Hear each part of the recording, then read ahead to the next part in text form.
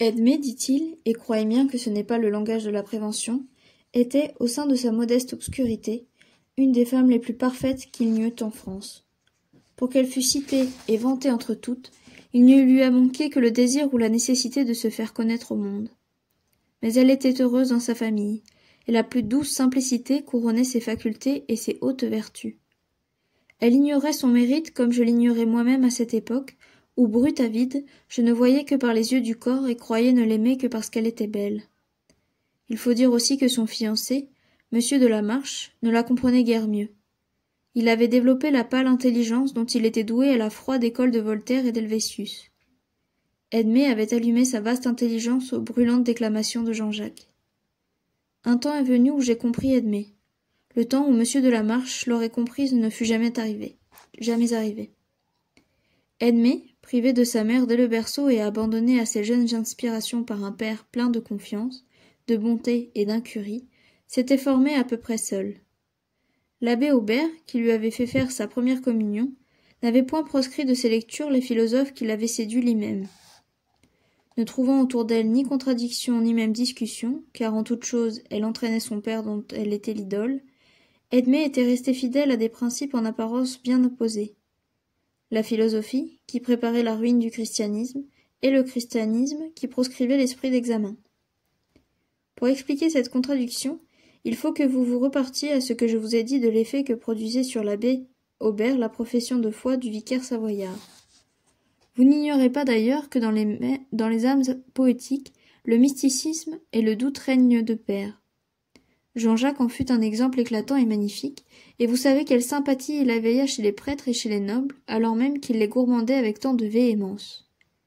Quel miracle n'opère pas la conviction, aidée d'une élégance sublime. Edmé avait bu à cette source vive avec toute l'avidité d'une âme ardente. Dans ses rares voyages à Paris, elle avait recherché les âmes sympathiques à la sienne. Mais là, elle avait trouvé tant de nuances, si peu d'accords, et surtout, malgré la mode, tant de préjugés indestructibles, qu'elle s'était rattachée avec amour à sa solitude et à ses poétiques rêveries sous les vieux chênes de son parc. Elle parlait déjà de ses déceptions, et refusait avec un bon sens au-dessus de son âge, et peut-être de son sexe, toutes les occasions de se mettre en rapport direct avec ces philosophes dont les écrits faisaient sa vie intellectuelle. « Je suis un peu sybarite, disait-elle en souriant. J'aime mieux respirer un bouquet de roses préparé pour moi dès le matin dans un vase que d'aller le chercher au milieu des épines et à l'ardeur du soleil. » Ce qu'elle disait de son sybaritisme n'était d'ailleurs qu'une figure. Élevée au chant, elle était forte, active, courageuse, enjouée, elle joignait à toutes les grâces de la beauté délicate toute l'énergie de la santé physique et morale. C'était une fière et intrépide jeune fille, autant qu'une douce et affable châtelaine. Je l'ai trouvée souvent bien haute et bien dédaigneuse. Patience et les pauvres de la contrée l'ont toujours trouvée humble et débonnaire. Edmé chérissait les poètes presque autant que les philosophes spiritualistes. Elle se promenait toujours un livre à la main. Un jour qu'elle avait pris le tasse, elle rencontra Patience, et selon sa coutume, il s'enquit avec curiosité et de l'auteur et du sujet. Il fallut qu'Edmé lui fît comprendre les croisades, ce ne fut pas le plus difficile. Grâce au récit de l'abbé et à sa prodigieuse mémoire des faits, Patience connaissait passablement le canevas de l'histoire universelle. Mais, ce qu'il eut de la peine à saisir, ce fut le rapport et la différence de la poésie épique à l'histoire. D'abord, il était indigné des fictions des poètes, et prétendait qu'on n'eût jamais dû souffrir de telles impostures.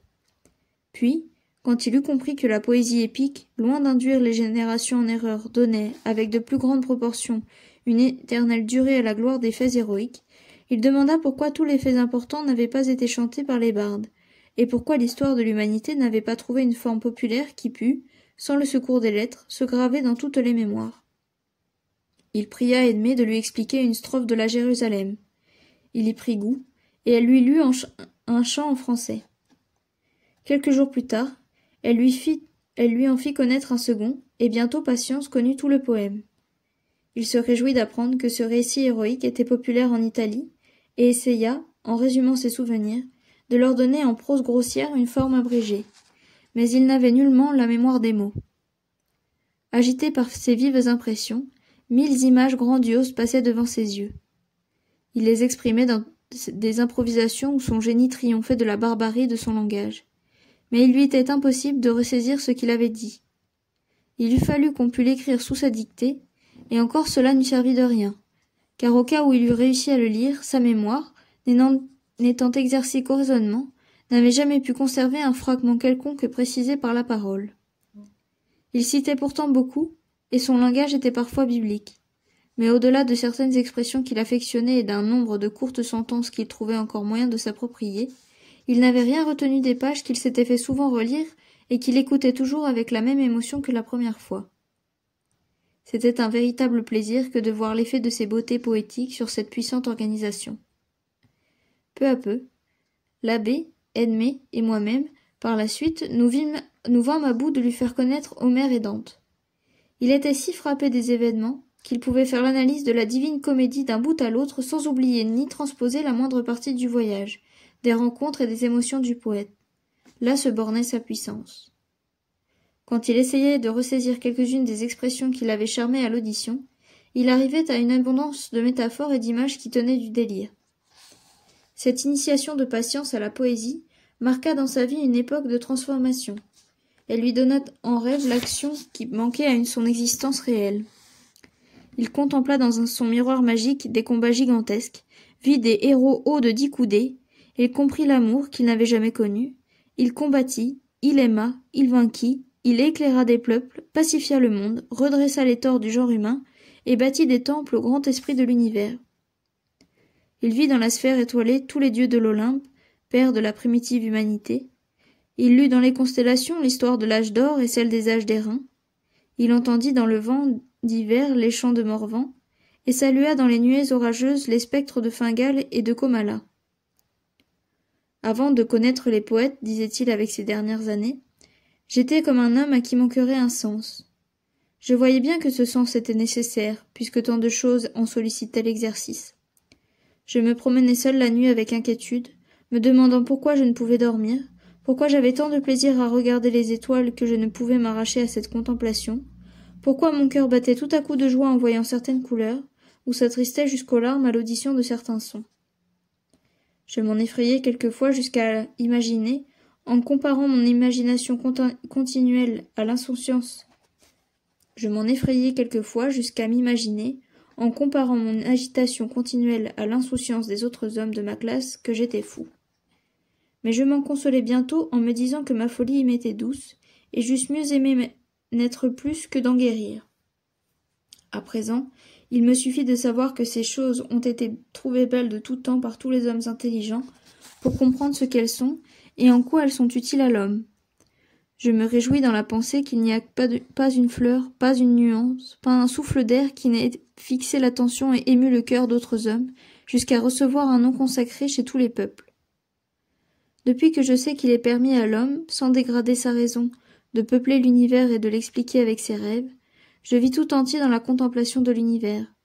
Et quand la vue des misères et des forfaits de la société brise mon cœur et soulève ma raison, je me rejette dans mes rêves, je me dis que, puisque tous les hommes se sont entendus pour aimer l'œuvre divine, ils s'entendront ainsi un jour pour s'aimer les uns les autres. Je m'imagine que, de père en fils, les éducations vont en se perfectionnant. Peut-être suis-je le premier ignorant qui ait deviné ce dont il n'avait aucune idée communiquée du dehors. Peut-être aussi que bien d'autres avant moi se sont inquiétés de ce qui se passait en eux-mêmes et sont morts sans en trouver le premier mot. Pauvres gens que nous sommes, ajoutait Patience. On ne nous défend ni l'excès du travail physique, ni celui du vin, ni aucune des débauches qui peuvent détruire notre intelligence. Il y a des gens qui payent cher le travail des bras, afin que les pauvres, pour satisfaire les besoins de leur famille, travaillent au-delà de leurs forces. Il y a des cabarets et d'autres lieux plus dangereux encore, où le gouvernement prélève, dit-on, ses bénéfices. Il y a aussi des prêtres qui montent en chair pour nous dire ce que nous devons au Seigneur de notre village, et jamais ce que notre Seigneur nous doit. Il n'y a pas d'école où l'on nous enseigne nos droits, où l'on nous apprenne à distinguer nos vrais et honnêtes besoins des besoins honteux et funestes, où l'on nous dise enfin à quoi nous pouvons et devons penser quand nous avons sué tout le jour au profit d'autrui, et quand nous sommes assis le soir au seuil de nos cabanes à regarder les étoiles rouges sortir de l'horizon. Ainsi raisonnait Patience. Et croyez bien qu'en traduisant sa parole dans notre langue méthodique, je lui ôte toute grâce, toute sa verve et toute son énergie. Mais qui pourrait redire l'expression textuelle de Patience? Son langage n'appartenait qu'à lui seul. C'était un composé de vocabulaire borné, mais vigoureux, dépaysant, et des métaphores les plus hardies des poètes, dont il enhardissait encore le tour poétique. À cet idiome mélangé, son esprit synthétique donnait l'ordre et la logique. Une incroyable abondance naturelle suppléait à la concision de l'expression propre. Il fallait voir quelle lutte téméraire sa volonté et sa conviction livraient à l'impuissance de ses formules. Tout autre que lui n'eût pu s'en tirer avec honneur. Et je vous assure que, pour qui songeait à quelque chose de plus sérieux qu'à rire de ses solécismes et de ses hardiesses, il y avait dans cet homme matière aux plus importantes observations sur les développements de l'esprit humain et à la plus tendre admiration pour la beauté morale primitive. À l'époque où je compris entièrement Patience, j'avais un lien sympathique avec lui dans ma destinée exceptionnelle. Comme lui, j'avais été inculte, comme lui, j'avais cherché au dehors de l'explication de mon être, comme on cherche le mot d'une énigme. Grâce aux circonstances fortuites de la naissance et de la richesse, j'étais arrivé à un développement complet, tandis que Patience se débattit jusqu'à la mort dans les ténèbres d'une ignorance dont il ne voulait ni ne pouvait sortir.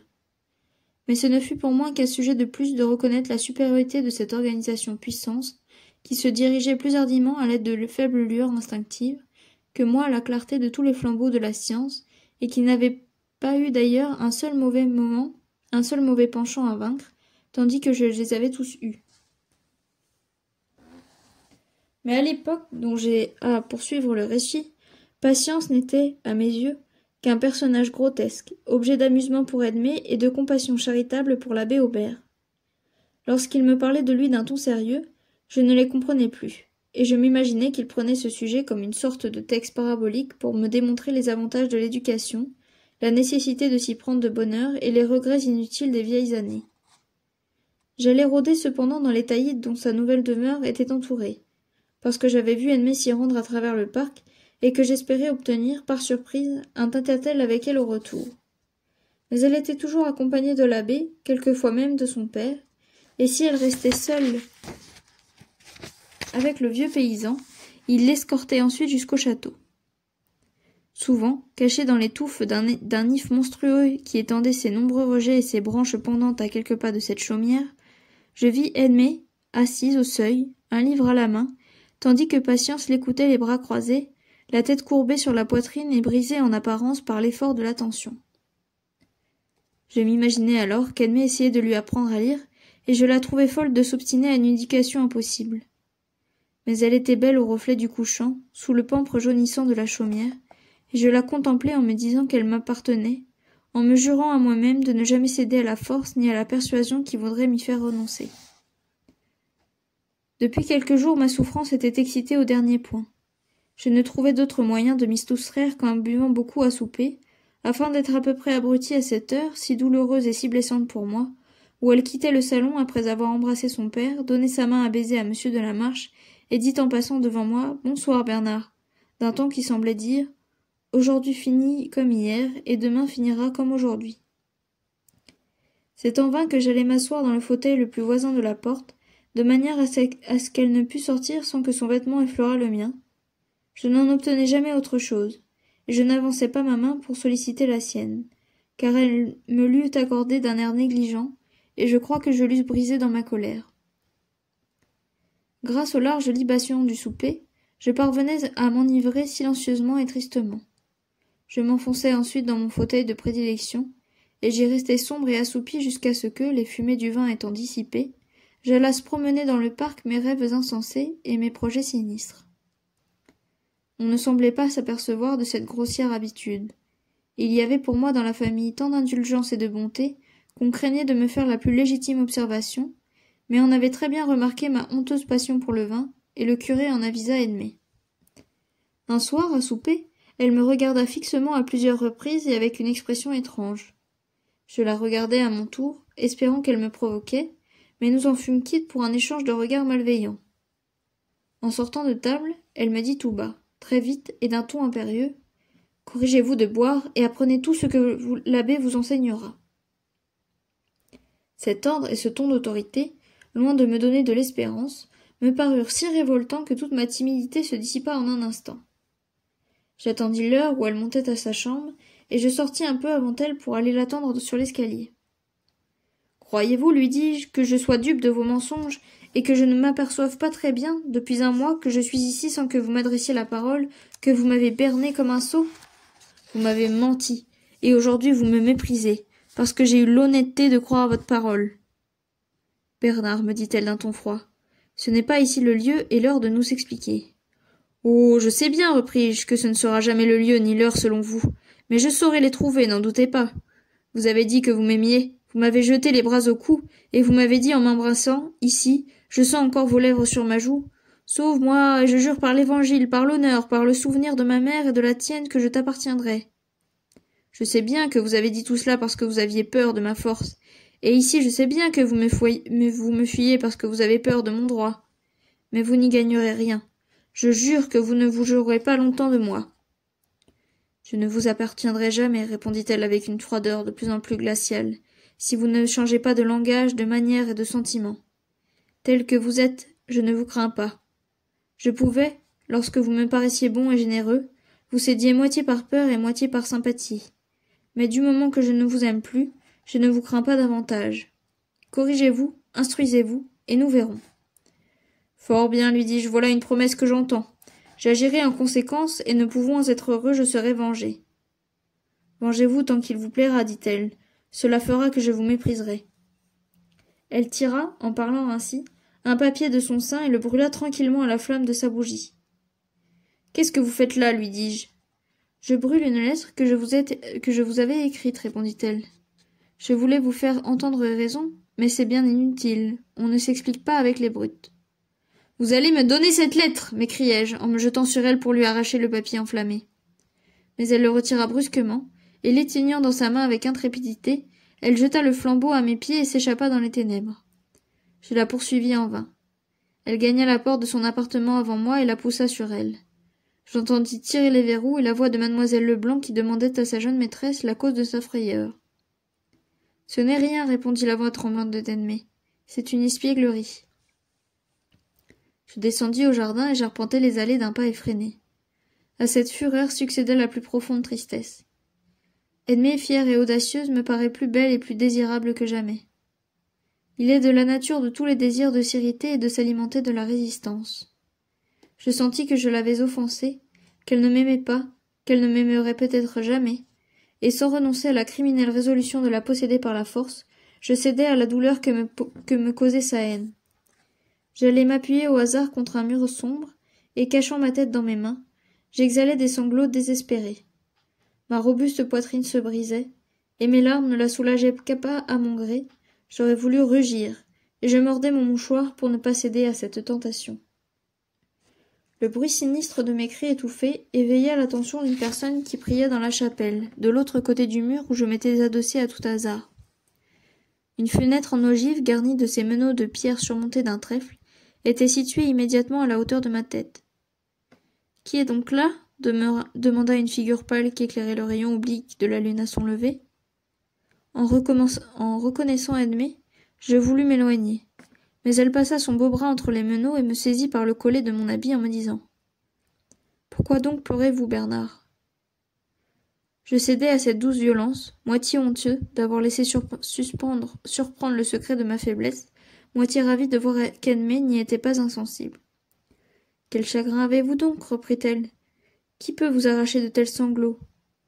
Vous me méprisez, vous me haïssez, et vous demandez pourquoi je souffre, pourquoi je suis en colère. » « C'est donc de colère que vous pleurez, dit-elle en retirant son bras. « C'est de colère et d'autres choses encore, répondis-je. »« Mais quoi encore ?» dit Edmée. « Je n'en sais rien, peut-être de chagrin, comme vous avez dit. Le fait est que je souffre, ma poitrine se brise. Il faut que je vous quitte, Edmée, et que j'aille vivre au milieu des bois. Je ne puis pas rester ici. »« Pourquoi souffrez-vous tant ? Expliquez-vous, Bernard, voici l'occasion de nous expliquer. »« Oui, avec un mur entre nous. Je conçois que vous n'ayez pas peur de moi ici. » Et pourtant, je ne vous témoigne que de l'intérêt, il me semble, et je n'ai pas été aussi affectueuse il y a une heure, lorsqu'il n'y avait pas un mur entre nous. Je crois que vous n'êtes pas craintive, Edmée, parce que vous avez toujours la ressource d'éviter les gens ou de les attraper avec de belles paroles. Ah, on m'avait bien dit que toutes les femmes sont menteuses et qu'il n'en faut aimer aucune. Qui est-ce donc qui vous disait cela? Votre oncle Jean ou votre oncle Gaucher ou votre grand-père Tristan? Raillez, raillez-moi tant que vous voudrez. Ce n'est pas ma faute si j'ai été élevé par eux. Mais ils pouvaient dire parfois quelque chose de vrai. Bernard, voulez-vous que je vous dise pourquoi ils croyaient les femmes menteuses? Dites. C'est qu'ils employaient la violence et la tyrannie avec des êtres plus faibles qu'eux. Toutes les fois qu'on se fait craindre, on risque d'être trompé. Lorsque dans votre enfance, Jean vous frappait, n'avez-vous jamais évité ces brutales corrections en déguisant vos petites fautes? C'est vrai, c'était ma seule ressource. La ruse a donc, sinon le droit, du moins la ressource des opprimés. Ne le sentez-vous pas? Je sens que je vous aime, et qu'il n'y a pas là de motif pour que vous me trompiez. Aussi qui vous dit que je vous trompe? Vous m'avez trompé, vous m'avez dit que vous m'aimiez et vous ne m'aimiez pas. Je vous aimais, parce que je vous voyais, partagé entre de détestables principes et un cœur généreux, penché vers la justice et l'honnêteté. Et je vous aime parce que je vois que vous triomphez des mauvais principes et que vos méchantes inspirations sont suivies des larmes dans mon cœur. Voilà ce que je puis vous dire devant Dieu et la main sur la conscience, aux heures où je vous vois tel que vous êtes.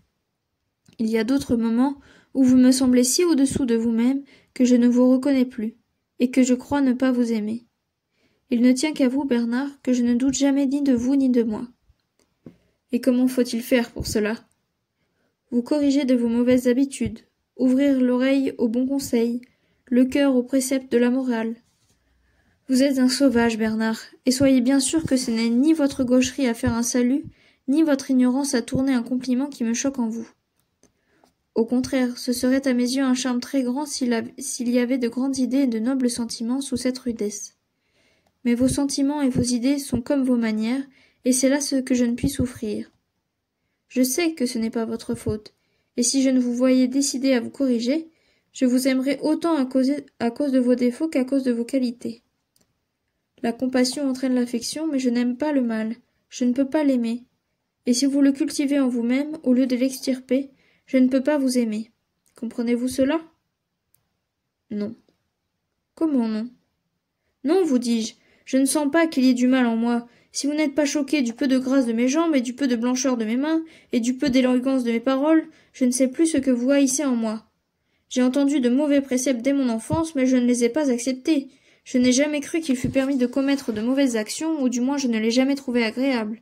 Quand j'ai fait le mal, j'ai été contraint par la force. J'ai toujours détesté mes oncles et leur conduite. Je n'aime pas la souffrance d'autrui. Je n'aime à dépouiller personne. Je méprise l'argent, dont on faisait un dieu à la Rochemauprain. Je sais être sobre et je boirai de l'eau toute ma vie, quoique j'aime le vin s'il fallait, comme mes oncles, répandre le sang pour me procurer un bon souper. Cependant, j'ai combattu avec eux. Cependant, j'ai bu avec eux. Pouvais-je faire autrement? Aujourd'hui que je peux me conduire comme je veux, à qui fais-je du tort? À qui souhaitais-je du mal? Votre abbé qui parle de vertu me prend-il pour un assassin et pour un voleur? Ainsi, avouez-le, Anne-Mé. Vous savez bien que je suis honnête. Vous ne me croyez pas méchant. Mais je vous déplais parce que je n'ai pas d'esprit, et vous aimez monsieur de la Marche parce qu'il sait dire des niaiseries dont je rougirais. Et si, pour me plaire, dit-elle en souriant, après m'avoir écouté avec beaucoup d'attention, et sans retirer sa main que j'avais prise à travers le grillage, si pour être préféré à monsieur de la Marche, il fallait acquérir de l'esprit, comme vous dites, ne le feriez-vous pas? Je n'en sais rien, répondis-je après un instant d'hésitation. Peut-être serais-je assez fou pour cela, car je ne comprends rien au pouvoir que vous avez sur moi, mais ce serait une grande lâcheté et une grande folie. Pourquoi, Bernard? Parce qu'une femme qui n'aime pas un homme pour son bon cœur, mais pour son bel esprit, ne vaut guère la peine que je me donnerais. Voilà ce qu'il me semble. Elle garda le silence à son tour, et me dit ensuite en me pressant la main. Vous avez bien plus de sens et d'esprit qu'on ne croirait. Me voilà forcée d'être tout à fait sincère avec vous, et de vous avouer que tel que vous êtes, et quand même vous ne devriez jamais changer, j'ai pour vous une estime et une amitié qui dureront autant que ma vie. Soyez sûr de cela, Bernard. Quelque chose que je puisse vous dire dans un moment de colère, car vous savez que je suis très vive, cela est de famille. Le sang des Mauprat ne coulera jamais aussi tranquillement que celui des autres humains. Ménagez donc ma fierté, vous qui savez si bien ce qu'est que la fierté. Ne vous targuez jamais avec moi des droits acquis. L'affection ne se commande pas, elle se demande ou s'inspire. Faites que je vous aime toujours, Ne me dites jamais que je suis forcée de vous aimer. Cela est juste, en effet, répondis-je. Mais pourquoi me parlez-vous quelquefois comme si j'étais forcée de vous obéir? Pourquoi ce soir m'avez-vous défendu de boire et ordonné d'étudier? Parce que si on ne peut commander à l'affection qui n'existe pas, on peut du moins commander à l'affection qui existe. Et c'est parce que je suis sûre de la vôtre que je lui commande. C'est bien, m'écriai-je avec transport. J'ai donc le droit de commander à la vôtre aussi, puisque vous m'avez dit qu'elle existait certainement. Ennemi, je vous commande de m'embrasser. Laissez, Bernard, s'écria-t-elle, vous me cassez le bras. Voyez, vous m'avez écorché contre le grillage. Pourquoi vous êtes-vous retranché contre moi, lui dis-je en couvrant de mes lèvres la légère blessure que je lui avais faite au bras. Ah, que je suis malheureux, maudit grillage. Edmé, si vous vouliez pencher votre tête, je pourrais vous embrasser comme ma sœur. Edmé, que craignez-vous? Bon, Bernard, répondit-elle. Dans le monde où je vis, on n'embrasse même pas sa sœur, et nulle part on ne s'embrasse en secret. Je vous embrasserai devant mon père tous les jours si vous voulez, mais jamais ici. Vous ne m'embrassez jamais, m'écriai-je, rendu à mes fureurs accoutumées. Et votre promesse, et mes droits? Si nous nous marions ensemble, dit-elle avec embarras, quand vous aurez reçu l'éducation que je vous supplie de recevoir. Mort de ma vie, vous moquez-vous? Est-il question de mariage entre nous? Nullement. Je ne veux pas de votre fortune, je vous l'ai dit. Ma fortune et la vôtre ne font plus qu'une, répondit-elle. Entre parents si proches que nous le sommes, le tien et le mien sont des mots sans valeur. Jamais la pensée ne me viendra de vous croire cupide. Je sais que vous m'aimez, que vous travaillerez à me le prouver, et qu'un jour viendra où votre amour ne me fera plus peur, parce que je pourrai l'accepter à la face du ciel et des hommes. Si c'est là votre idée, repris-je, tout à fait distrait de mes sauvages transports par la direction nouvelle qu'elle donnait à mes pensées, ma position est bien différente. Mais à vous dire vrai, il faut que j'y réfléchisse. Je n'avais pas songé que vous l'entendriez ainsi. Et comment voulez-vous que je puisse l'entendre différemment, reprit-elle. Une demoiselle ne se déshonore-t-elle pas en se donnant à un autre homme qu'à son époux? Je ne veux pas me déshonorer. Vous ne le voudriez pas non plus, vous qui m'aimez. Vous ne voudriez pas me faire un tort irréparable. Si vous aviez cette attention, vous seriez non plus mon plus mortel ennemi. Attendez, Edmé, attendez, repris-je. Je ne puis rien vous dire de mes intentions. Je n'en ai jamais eu d'arrêté à votre égard. Je n'ai eu que des désirs, et jamais je n'ai pensé à vous sans devenir fou. Voulez-vous que je vous épouse? Et pourquoi donc, mon Dieu? Parce qu'une fille qui se respecte ne peut appartenir à un homme sans la pensée, sans la résolution, sans la certitude de lui appartenir toujours. Ne savez-vous pas cela? Il y a tant de choses que je ne sais pas, ou auxquelles je n'ai jamais pensé. L'éducation vous apprendrait, Bernard, ce que vous devez penser des choses qui vous intéressent le plus, de votre position, de vos devoirs, de vos sentiments. Vous ne voyez clair ni dans votre cœur, ni dans votre conscience. Moi qui suis habitué à m'interroger sur toutes choses et à me gouverner moi-même, comment voulez-vous que je prenne pour maître un homme soumis à l'instinct et guidé par le hasard? Pour maître, pour mari. Oui, je comprends que vous ne puissiez soumettre votre vie tout entière à un animal de mon espèce. Mais je ne vous demanderai pas cela, moi, et je n'y puis penser sans frémir. Il faut que vous y pensiez cependant, Bernard. Pensez-y beaucoup. Et quand vous l'aurez fait, vous sentirez la nécessité de suivre mes conseils et de mettre votre esprit en rapport avec la nouvelle position où vous êtes entré en quittant la Roche-Maumprat. Quand vous en aurez reconnu cette nécessité, vous me le direz, et alors nous prendrons plusieurs résolutions nécessaires. Elle retira doucement sa main d'entre les miennes, et je crois qu'elle me dit bonsoir, mais je ne l'entendis pas. Je restai absorbé dans mes pensées, et, quand je relevai la tête pour lui parler, elle n'était plus là. J'allai à la chapelle.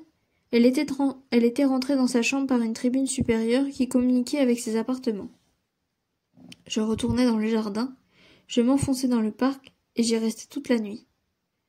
Ma conversation avec Edmé m'avait jeté dans un monde nouveau. Jusque-là, je n'avais pas cessé d'être l'homme de la Roche-Maumprat, et je n'avais pas prévu que je pusse ou que je dusse cesser de l'être. Sauf les habitudes qui avaient changé avec les circonstances, j'étais resté dans le cercle étroit de mes pensées. Au sein de toutes les choses nouvelles qui m'environnaient, je me sentais blessé de leur puissance réelle, et je roidissais ma volonté en secret, afin de ne pas me sentir humilié. Je crois qu'avec la persévérance et la force dont j'étais doué, rien n'eût pu me faire sortir de ce retranchement d'obstination si Edmé ne s'en fût pas mêlé. Les biens vulgaires de la vie, les satisfactions du luxe, n'avaient pour moi d'autre charme que celui de la nouveauté.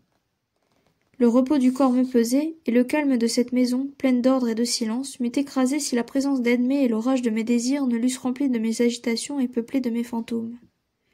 Je n'avais pas désiré un seul instant devenir le chef de cette maison, le maître de cette fortune, et je venais avec plaisir d'entendre Edmé rendre justice à mon désintéressement. Cependant je répugnais encore à l'idée d'associer deux buts si distincts, ma passion et mes intérêts. J'errais dans le parc en proie à mille incertitudes, et je gagnais la campagne sans m'en apercevoir. La nuit était magnifique. La pleine lune versait des flots de sa lumière sereine sur les guérets altérés par la chaleur du jour. Les plantes flétries se relevaient sur leurs tiges, chaque feuille semblait aspirer par tous ses pores l'humide fraîcheur de la nuit. Je ressentais aussi cette douce influence, mon cœur battait avec force, mais avec régularité. J'étais inondé d'une vague espérance. L'image d'Edmé flottait devant moi sur les sentiers des prairies, et n'excitait plus ces douloureux transports, ces fougueuses aspirations qui m'avaient dévoré. Je traversais un lieu découvert où quelques massifs de jeunes arbres coupaient çà et là les vertes steppes des pâturages. De grands bœufs d'un blond clair, agenouillés sur l'herbe courte, immobiles, paraissaient plongés dans de paisibles contemplations. Des collines adoucies montaient vers l'horizon, et leurs croupes veloutées semblaient jouer dans les purs reflets de la lune. Pour la première fois de ma vie, je sentis les beautés voluptueuses et les émanations sublimes de la nuit. J'étais pénétré de je ne sais quel bien-être inconnu. Il me semblait que pour la première fois aussi je voyais la lune, les coteaux et les prairies. Je me souvenais d'avoir entendu dire à Edmé qu'il n'y avait pas de plus beau spectacle que celui de la nature, et je m'étonnais de ne l'avoir pas su jusque-là. J'eus par instant la pensée de me mettre à genoux et de prier Dieu. Mais je craignais de ne pas savoir lui parler et de l'offenser en le priant mal. Vous avouerai-je une singulière fantaisie qui me vint quand une révélation enfantine de l'amour poétique au sein du chaos de mon ignorance? La lune éclairait si largement les objets que je distinguais dans le gazon les moindres fleurettes. Une petite marguerite des prés me sembla si belle, avec sa collerette blanche frangée de pourpre et son calice d'or plein des diamants de la rosée, que je l'accueillis et la couvris de baisers, en m'écriant dans une sorte d'égarement délicieux: « C'est toi, Edmé, oui c'est toi, te voilà, tu ne me fuis plus. » Mais quelle fut ma confusion lorsqu'en me relevant, je vis que j'avais un témoin de ma folie. Patience était debout devant moi. Je fus si mécontent d'avoir été surpris dans un tel accès d'extravagance que, par un reste d'habitude de coupe-jarret, je cherchai mon couteau à ma ceinture, mais je n'avais plus ni couteau ni ceinture.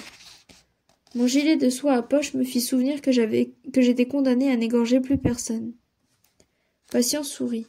« Eh bien, qu'y a-t-il » dit le solitaire avec calme et douceur. « Croyez-vous que je ne sache pas bien ce qui en est? Je ne suis pas si simple que je ne comprenne, je ne suis pas si vieux que je ne vois clair. Qu'est-ce qui secoue les branches de mon if toutes les fois que la fille sainte est assise à ma porte? Qui est-ce qui nous suit quand un jeune loup a pas compté sous le taillis, quand je reconduis la belle enfant chez son père? Et quel mal y a-t-il à cela? Vous êtes jeunes tous deux, vous êtes beaux tous deux, vous êtes parents, et si vous vouliez, vous seriez un digne et honnête homme, comme elle est une digne et honnête fille.